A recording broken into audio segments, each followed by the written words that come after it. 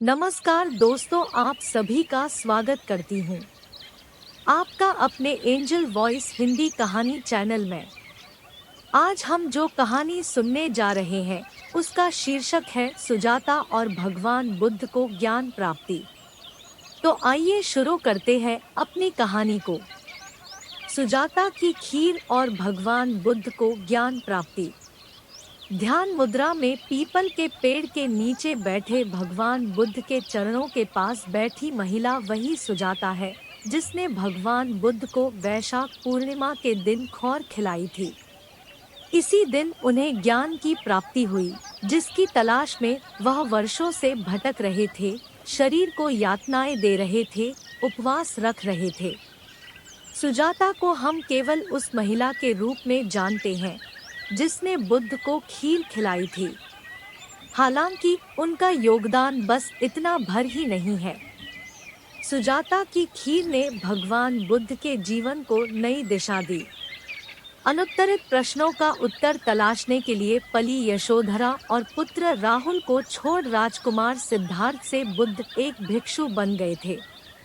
कठोर तप और हठयोग के कारण शरीर से दुर्बल हो चुके बुद्ध को उस खीर से जीवन के प्रति संतुलित नजरिया मिला।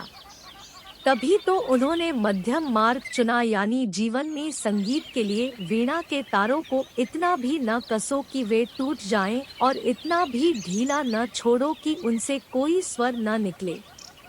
कौन थी सुजाता? सुजाता और भगवान बुद्ध।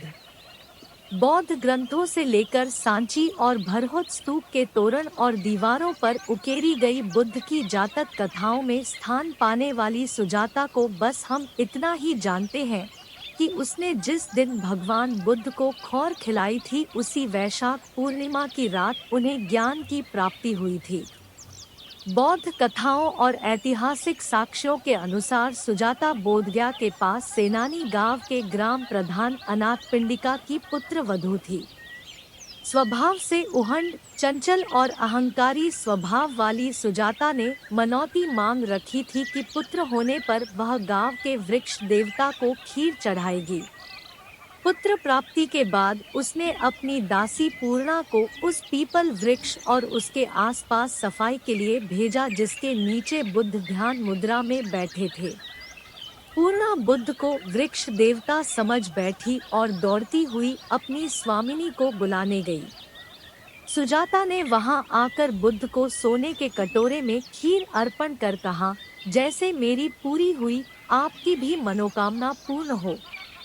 हठयोग पर बैठे बुद्ध ने उर्वेला नदी में स्नान के बाद खौर ग्रहण कर 49 दिन बाद अपना उपवास तोड़ा।